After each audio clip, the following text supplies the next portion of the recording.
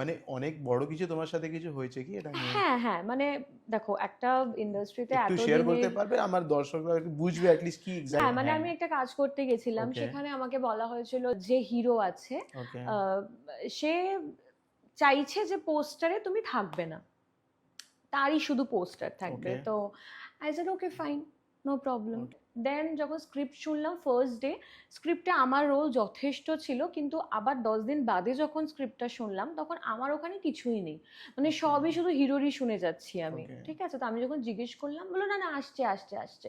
পুরো স্ক্রিপ্ট শেষ হয়ে গেল, আমি দেখতে পেলাম না আমার কি করার আছে, আমি সোকল হিরোইনের মতো শুধু আসবো, স্ক্রিনে থাকবো, একটু কাঁদবো, বেরিয়ে যাবো। ওকে বাট এখন তো দর্শকরা, আমি যদি ওটা করি থিংস হ্যাজ চেঞ্জড। দর্শকরা আমাকে অ্যাকসেপ্ট ইয়েস করবে না, না। ইয়েস।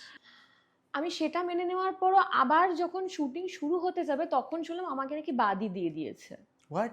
আমি এটা তো বললাম, অ্যাকসেপ্টেবলই না। আমাকে বাদ দেওয়ার কারণ জিজ্ঞেস করলাম, আমাকে বলা হলো যে রূপসা যে ছবিগুলো করছে সেগুলো ভীষণ ছোটখাটো ছবি করছে, ফ্লপ ছবি করছে, ওর ছবি কোনো হিট হয়নি।